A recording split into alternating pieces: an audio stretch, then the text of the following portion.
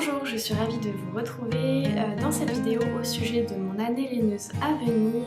Je suis Mathilde, j'ai 27 ans, je suis une Française qui vit à Montréal et qui tricote. Sur cette chaîne, je vous retrouve toutes les 2 semaines dans des vlogs où je vous raconte toutes mes aventures au tricot et de temps en temps, je vous filme quelques capsules sur des thèmes plus précis comme aujourd'hui. Donc je viens vous parler de comment j'entrevois mon année 2023 au tricot. Donc on va commencer la vidéo avec justement un petit peu mon mindset tricot de cette année, mes envies, mon approche du tricot, ce que j'ai envie de faire, comment est-ce que j'ai envie de réfléchir à mes projets. On va parler de la gestion de mon stash, de mes achats, des festivals et on terminera avec bien sûr un petit point sur des patrons ou des projets en règle générale que j'aimerais éventuellement tricoter ou en tout cas des inspirations pour l'année à venir. Donc on commence tout de suite. Je vous ai publié une vidéo sur mon bilan tricot il y a 2 semaines de ça. Donc si vous ne l'avez pas vue, je vous invite à aller la regarder. Dans ce bilan tricot, je me suis posé beaucoup de questions du style quels sont les projets que j'ai préféré tricoter, ceux que j'ai préféré porter ou que j'ai le plus porté au cours de l'année, les laines que j'ai aimé utiliser et aussi à l'inverse ce que j'ai moins aimé dans mon année tricot précédente 2022. On a fait un petit point sur mon nombre de projets total, le nombre de projets que j'ai offerts en cadeau, le type de projet que j'ai fait.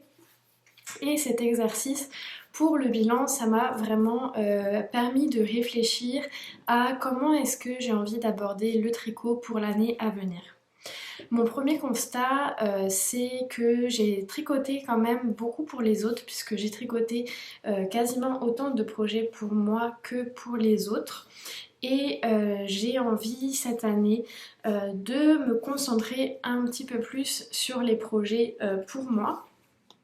Ce que j'ai remarqué, c'est que surtout vers la fin, vers la période de Noël, je me suis beaucoup concentrée sur les cadeaux.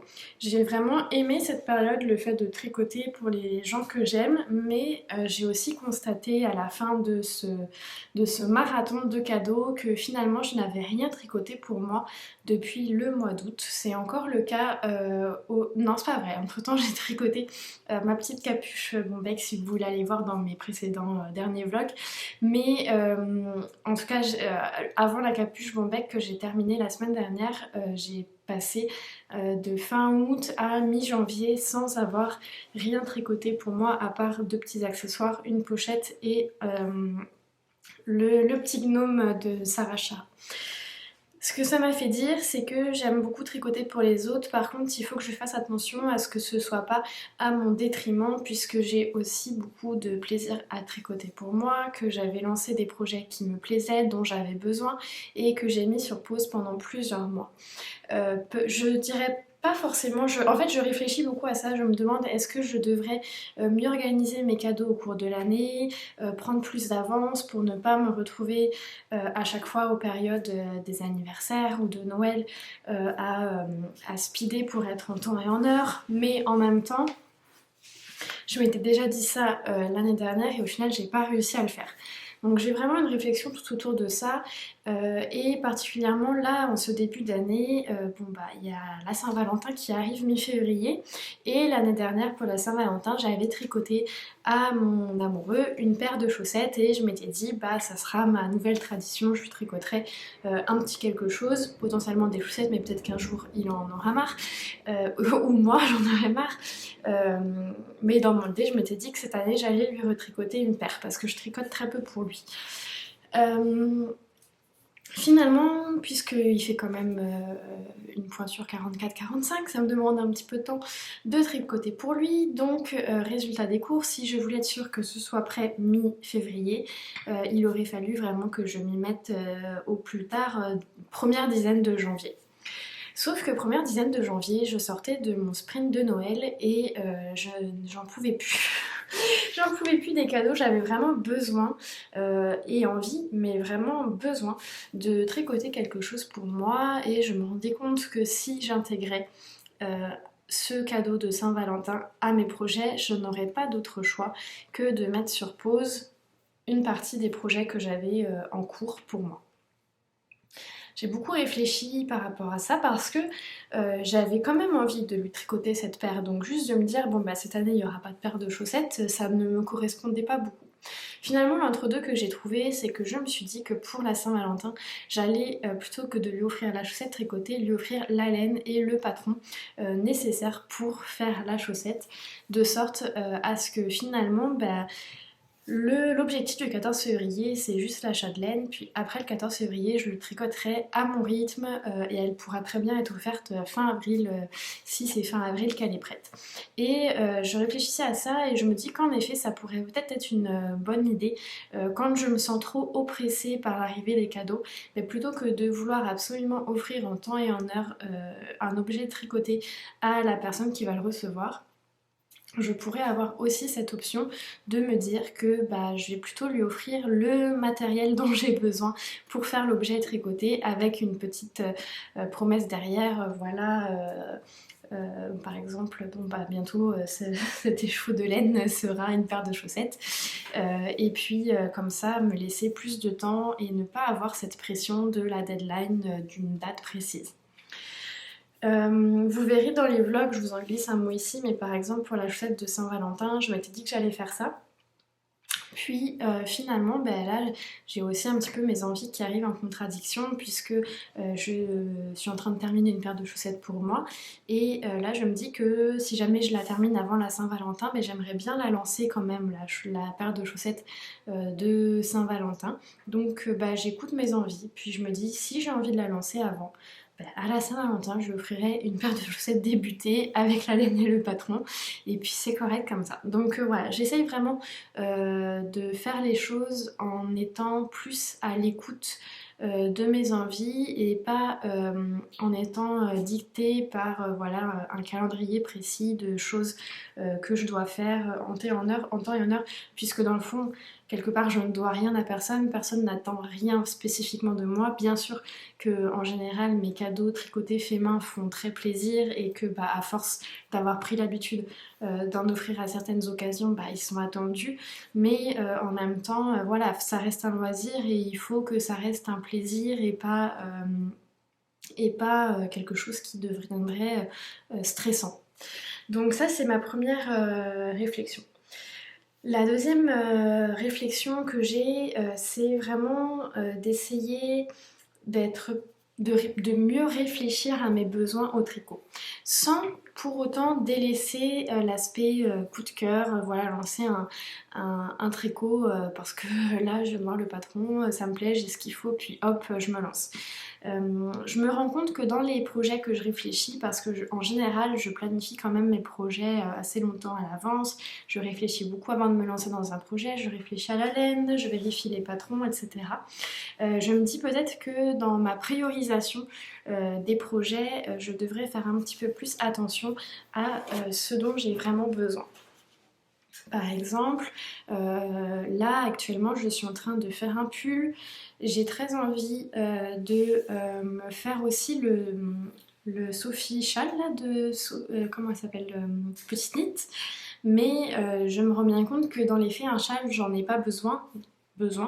J'en ai déjà 3 en tout, 2 assez chauds pour l'hiver, donc voilà, c'est pas un besoin dans ma garde-robe. Oui, j'en ai envie, mais par exemple des pulls j'en ai besoin parce que bah, cette année en fait je me suis pas tricoté de pulls cette année encore, enfin je suis en train mais j'en ai pas de terminé et je me rends compte que bah, cet hiver je porte beaucoup mes pulls, je porte quasiment exclusivement mes pulls tricotés à la main et bah, j'aimerais bien avoir une plus grande diversité pour pouvoir bah, plus les voilà, plus varier parce que pour le moment j'en ai 5 je crois, quelque chose comme ça, 5 ou 6 et donc voilà, bah, ça va, hein, c'est déjà très bien, mais j'aimerais agrandir ma collection, en avoir aussi plus diversifié, des plus ou moins chauds, des couleurs différentes, etc. Si vraiment j'ai envie de faire ce fameux châle, il faut que je le fasse, mais autrement il faut quand même que je réfléchisse un petit peu plus à mes besoins pour essayer de réfréner mes envies de custom. En parlant de mes besoins, je me suis rendu compte aussi en faisant le bilan de l'année que l'année dernière j'ai tricoté quelques paires de chaussettes, je me souviens plus exactement combien pour moi, je crois autour de 6, peut-être 5, 7, mais quelque chose comme ça. Et je me rends compte que j'ai du mal à toutes les porter. En fait, je porte toujours les mêmes, j'oublie les autres parce que je les ai pas sous les yeux et sans raison, dans le sens où elles sont aussi bien, elles sont aussi jolies, la laine est tout aussi bien, elle fit aussi bien aux pieds, mais voilà, j'ai du mal à toutes les utiliser. Donc même si j'apprécie tricoter des chaussettes, même si j'ai plusieurs patrons qui me tentent, je me dis que cette année, il faut que j'essaye de ne pas trop succomber à la folie des chaussettes pour moi, parce que j'ai déjà du mal à utiliser toutes celles que j'ai. Donc j'aime mieux continuer à utiliser celles que j'ai, les user et après les remplacer au fur et à mesure quand elles vont commencer à s'abîmer, plutôt que d'avoir une collection de 10, 15, 20 paires de chaussettes et au final de ne pas les porter. Donc je vais quand même tricoter des paires de chaussettes. Bon bah là justement j'en ai une sur mes aiguilles, j'ai au moins 2 patrons que j'aimerais absolument, pas absolument, mais en tout cas que j'aimerais bien faire. Pour moi, il y a les chaussettes Cottage de Marie-Christine Lévesque et il y a les chaussettes, les Foxtail Sock de The Petit Knitter.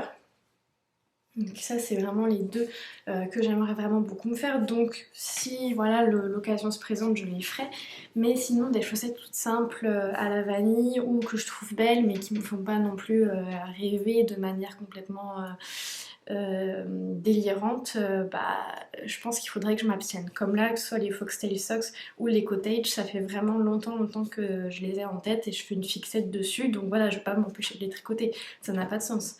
Mais je me rends bien compte que là, pour le coup, je tricote pour le plaisir et non par besoin. Donc je me dis, les chaussettes c'est correct, mais juste je pourrais en tricoter pour offrir et ça pourrait justement être un bon moyen de préparer des cadeaux par exemple. Je me dis voilà, si je tricote 2-3 paires de chaussettes dans l'année à offrir, ça me fera un petit stock pour Noël par exemple.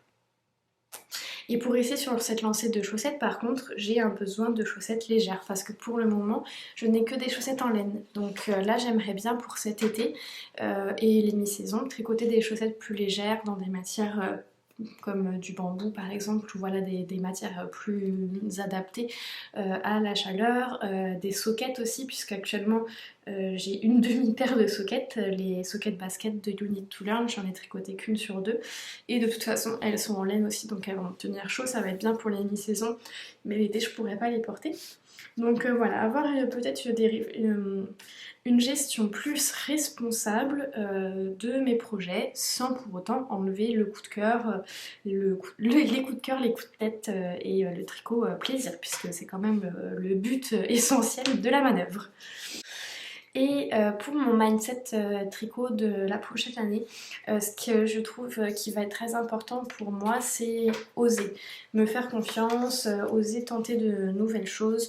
Là par exemple, ces derniers temps, je me suis lancée dans une première expérience de teinture, je me suis lancée dans la création d'anneaux marqueurs, de contrans, je me suis lancée là ces derniers jours dans la création d'un pull sans patron. Et en fait c'est des choses qui encore même quelques semaines je pensais mais je n'osais pas me lancer parce que j'avais peur de pas réussir, que ça fonctionne pas, etc. Et là de m'être lancée, ça m'a fait du bien en fait, cet aspect créatif, d'oser faire des choses différentes, d'oser découvrir de nouvelles choses, et c'est vraiment là-dessus que j'aimerais axer mon année, l'année à venir, oser et découvrir. Voilà, ce seraient les deux termes dans mon année tricot que j'aimerais avoir en oser, découvrir et le plaisir toujours, on n'oublie pas, comme ligne directrice pour les prochains mois. Pour la deuxième partie de cette vidéo, j'avais envie de vous parler un peu plus stash et achat. Comment est-ce que j'entrevois la gestion de mon stash et de mes achats. Donc on va commencer par le stash. Je vous ai préparé mon stash actuel. Donc là je vais vous présenter très rapidement, de toute façon il n'y en a pas beaucoup, les laines que j'ai pour des projets, donc des laines qui n'ont pas encore été utilisées.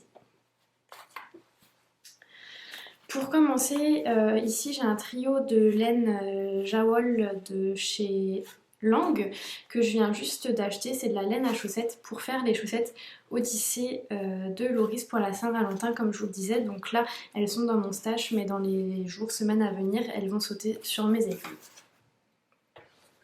Très récemment j'ai aussi acheté 300 grammes, 3 x 3, 9, oui, 300 grammes de Clotulopie noire dans l'idée de me faire un pull, si possible dès cet hiver, sinon ça ira à l'automne 2023. En ma possession, j'ai une quantité chandail de Flora Drops grise, donc qui là est de la laine alpaga, je crois, 100% alpaga. C'est de la fingering si je ne me trompe pas. Ah non, pardon, 65% laine, 35% alpaga, et oui, c'est de la fingering, donc là j'ai une quantité chandail. J'ai aussi une quantité chandail de cet assortiment de laine, donc là pour le coup c'est du 100% alpaga de chez Drops, et là le kit silk de chez Drops.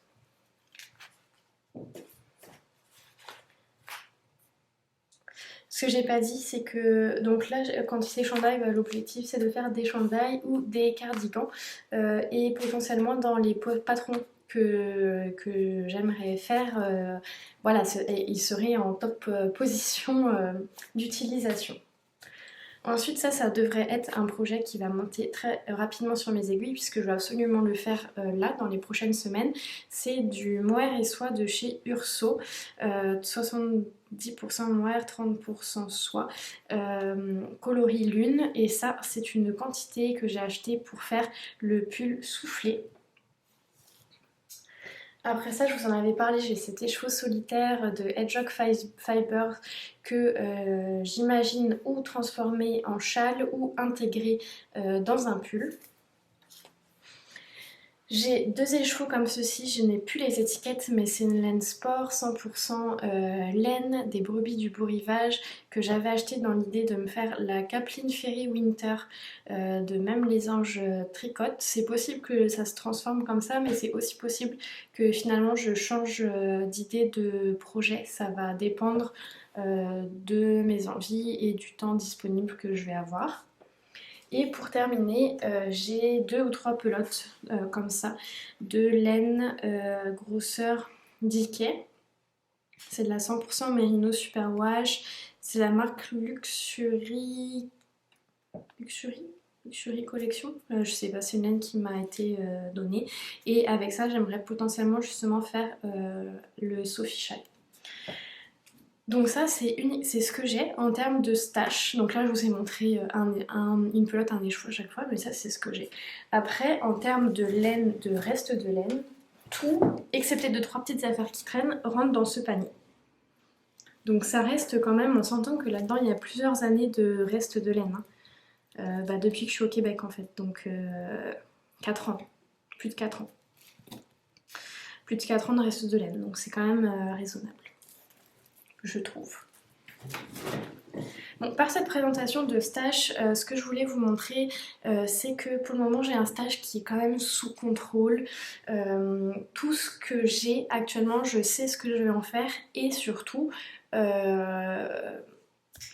c'est tricotable. C'est-à-dire que, voilà, pareil, il y a certaines tricoteuses, et que je ne juge pas, hein, chacun fait comme il veut, mais voilà, qui ont des dizaines et des centaines de quantités chandail. Bon, je sais pas si un jour, si elles auront le temps de tout tricoter avant de quitter ce monde, quoi. Donc moi, ce qui m'importe dans la gestion de mon stash, c'est d'avoir un stash raisonné, raisonnable.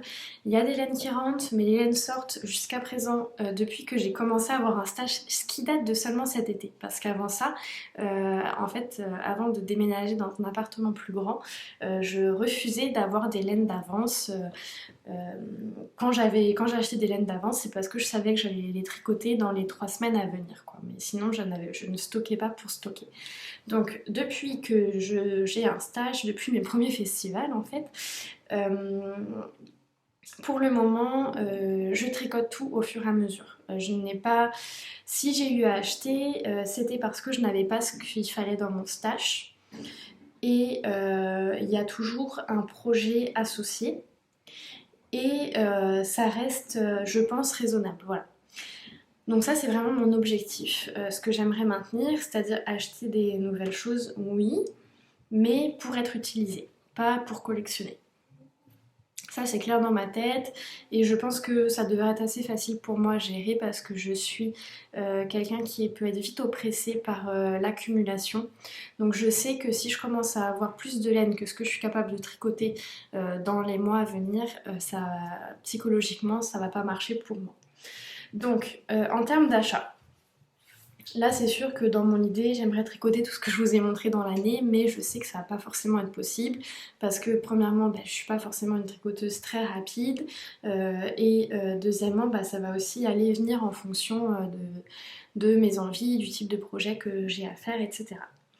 Donc pour et de ce qui va rentrer dans le stage parce que je ne compte pas arrêter d'acheter. Par contre, c'est bien important pour moi de faire des achats utiles. Donc comme j'ai dit, je sais que je vais les utiliser. Ça peut être des achats coup de cœur, mais il faut que ça ait un sens. En fait, pas acheter pour acheter. Par exemple, pas dévaliser les laine drops de la boutique d'à côté juste pour me dire que j'ai que j'ai 10 quantités chandail. Ça, non, ça m'intéresse pas. Donc vraiment faire des achats sur coup de cœur, faire des achats pour découvrir parce que cette année j'ai vraiment envie de découvrir que ce soit de nouvelles fibres par exemple notamment le yak que j'ai jamais tricoté, j'aimerais vraiment tricoter cette année, le cachemire j'en ai tricoté un petit peu pour une paire de chaussettes mais potentiellement si le budget le permet j'aimerais bien me faire une plus grosse pièce et une pièce pour moi, pour le moment j'ai juste tricoté pour un cadeau, de nouvelles teinturières ou de nouvelles marques de laine, notamment Hedgehog Fibers, j'ai jamais tricoté encore. Drops, je suis toute nouvelle dans le Drops, j'en ai encore jamais porté. J'en ai tricoté qu'une seule fois pour ma nièce. Bleu Poussière qui est une teinturière québécoise pour qui je suis complètement en admiration, j'adore ce qu'elle fait. J'avais demandé pour mon anniversaire une carte cadeau de sa boutique, donc je sais que je vais acheter dans les prochains mois des échos de son cru. Enfin voilà. Et là aussi dans tout ça, il y a tout l'aspect festival, puisque je prévois quand même participer à quelques festivals dans l'année. Notamment il va y avoir le Knit City au mois de mai, où je suis quasiment sûre d'aller. Il y a aussi le festival de la petite laine. Alors là, je vais pas dire Rivière-du-Loup Rimouski parce que je ne sais jamais si c'est un Rivière-du-Loup ou Rimouski. Il me semble que c'est un Rivière-du-Loup, je vais mouiller. Rivière-du-Loup, que j'aimerais beaucoup faire cette année, c'est à l'automne. C'est plus organisation parce que c'est loin de chez moi, donc il faut prévoir dormir sur place. Il faut que je me fasse conduire parce que je conduis pas. Mais j'aimerais vraiment m'organiser pour pouvoir y assister. Et voilà, clairement pour les festivals, ça va être aussi l'occasion d'acheter des choses que je n'achète pas en temps normal, voilà, découvrir notamment de nouvelles marques et de pouvoir les essayer. Donc ça c'est vraiment mon idée par rapport à la gestion de mon stash et aux achats à venir. Ensuite, pour 2023, bien sûr, j'ai réfléchi aussi un petit peu aux projets que j'avais envie de faire. Et avant de parler de projets, j'ai aussi réfléchi un petit peu à des designers. Alors, j'ai pas fait une liste de 15 designers, mais notamment, il y en a 3 que je vois beaucoup et j'aime beaucoup ce qu'elles font et j'ai encore jamais eu l'occasion de tester leur modèle. Il y a Sarah Blo. Donc, je vais vous montrer là sur quelques images de ses patrons. qui est une designeuse québécoise qui a mon âge et qui fait vraiment de super jolis patrons. Il y a beaucoup de choses qu'elle fait que je trouve vraiment très belles, qui sont vraiment dans les choses que j'aime, c'est-à-dire simples, mais à la fois avec un petit quelque chose de des petits détails quoi, qui font que ça va quand même être un petit peu travaillé, un petit peu comme Marie-Christine Lévesque, mais c'est peut-être un petit peu moins basique quand même ce qu'elle fait Sarah, dans le sens où Marie-Christine Lévesque c'est souvent très simple avec un petit détail. Sarah, ses modèles sont quand même un petit peu plus euh, j'allais dire travaillé, ça n'a rien à voir, mais il y a peut-être un peu plus de motifs, quoi, c'est ça que je veux dire. Donc j'aimerais beaucoup tester l'un de ces modèles. Et pareil, Lucienne Tricotte, Loli Lafay, pardon, ces deux designeuses françaises, si je ne me trompe pas, que je vois beaucoup passer dans les podcasts que je suis de tricoteuses françaises. Et là encore, ces deux designeuses que j'aimerais bien essayer si j'ai l'occasion pour l'année à venir. Et enfin, on va finir cette petite capsule par quelques-uns des patrons qui vont en tout cas m'inspirer, que j'aimerais tricoter qui vont m'inspirer quoi, pour peut-être des patrons similaires, parce qu'évidemment je ne vois pas faire une liste précise dans un calendrier de ce que je vais tricoter précisément. Mais voilà, juste pour donner un petit peu une idée. Donc tout à l'heure je parlais des patrons de chaussettes, donc les Foxtail Socks, les Cottage, ça c'est certain. En accessoires, j'en ai parlé, le Sophie Shawl, la Sophie Scarf aussi. J'ai ce qu'il me faut pour la faire et j'aimerais vraiment la faire, la Sophie Scarf, pour le printemps à venir. En accessoires, les gnomes. Cette année, enfin l'année dernière, du coup en 2022, j'ai découvert le tricot de gnome. Bah, il est là d'ailleurs, hein, de Sarah Shira. Ça, c'était de sa collection de son Mystery Cal de Noël, donc c'est Gnome Made Gifts. J'ai adoré, j'aimerais vraiment en faire plus et potentiellement aussi faire plus de décoration au sens large pour mettre dans la maison.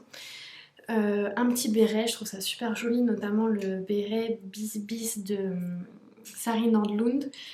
Ça j'en ai pas et je pense que pareil pour la mi-saison au Québec ça peut être sympa. Donc pas forcément pour le printemps, mais c'est quelque chose auquel je pense. Après, en termes plus de pull gilet, gros coup de cœur récemment pour le Alpenglow de Andrea Mori.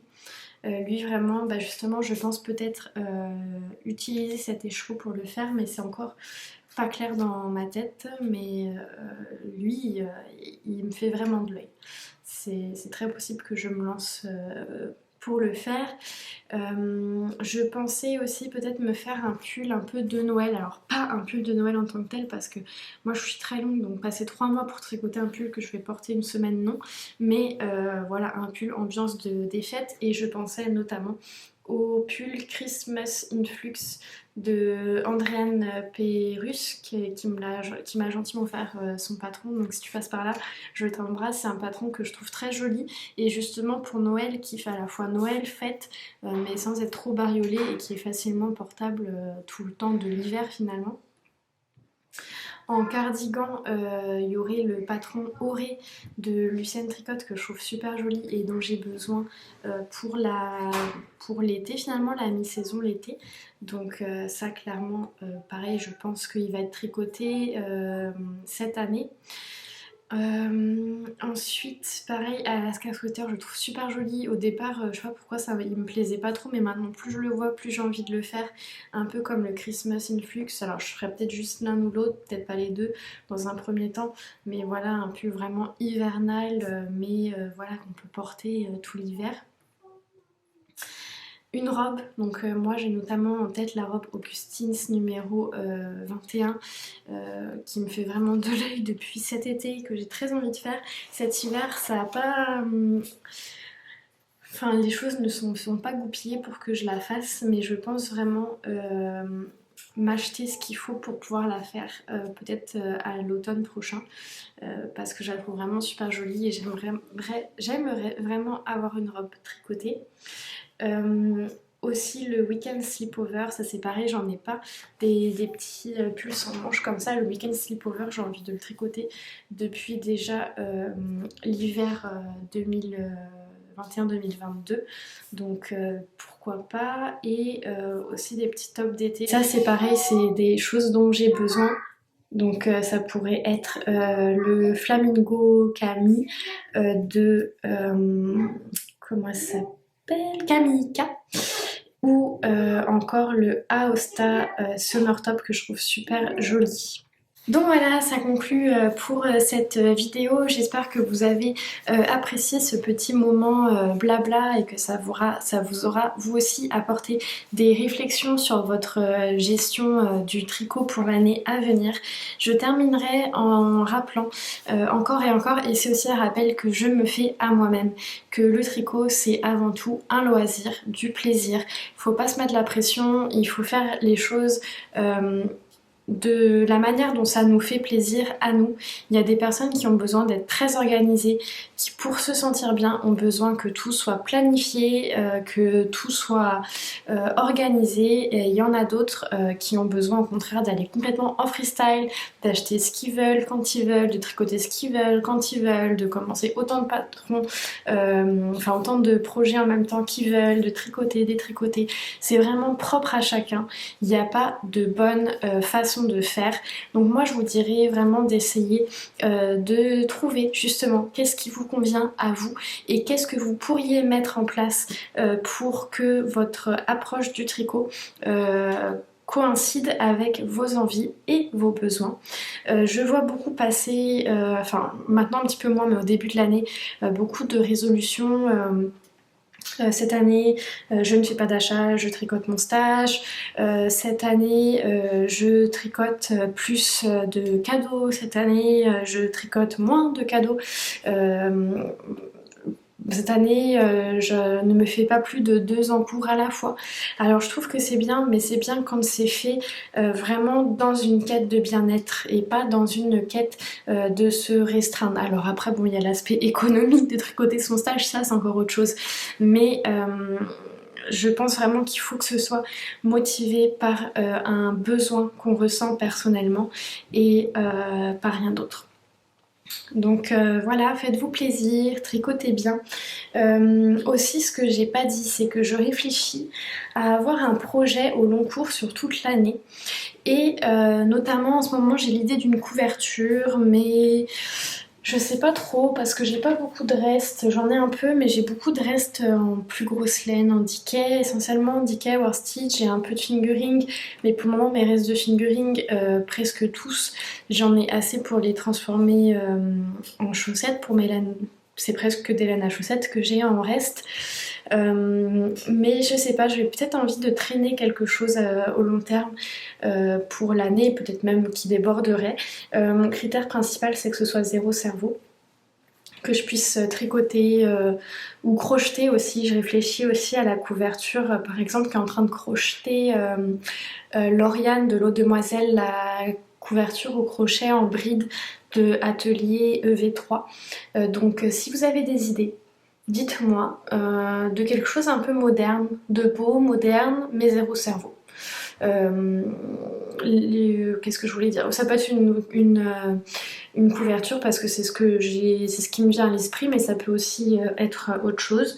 Et je pensais par exemple, bon là pour le coup ça répond pas trop aux critères du zéro cerveau, mais je me disais par exemple le Alpenglow, j'aurais peut-être envie de le tricoter au long cours tout au long printemps, été, pour qu'il soit prêt seulement à l'hiver prochain, parce que là j'aurais pas le temps de le tricoter pour cet hiver. Mais bon, là je cherche vraiment quelque chose de plus long terme. Donc si vous avez des idées à me partager, avec plaisir, allez-y. Ça me ferait plaisir aussi si vous voulez me partager quels sont vous, votre mindset tricot. Comment est-ce que vous avez envie d'aborder le tricot cette année, peut-être comment vous gérez votre stage, vos achats, peut-être si vous voulez me faire découvrir des patrons aussi qui pourraient potentiellement me plaire. N'hésitez pas, ça m'intéresse et je trouve que c'est très intéressant de partager nos expériences justement entre tricoteuses. Ça nous aide, en tout cas moi, d'écouter les autres parler à ce sujet, ça m'aide aussi à alimenter ma propre réflexion. Donc libre cours, l'espace commentaire est à vous. Écrivez ce que vous avez envie de me raconter, de raconter peut-être à d'autres tricoteuses qui vont vous lire. À part ça, merci pour votre écoute et je vous dis à dans une semaine pour la suite de mes aventures au travers d'un prochain vlog. Tricotez bien et à très vite. Bye bye!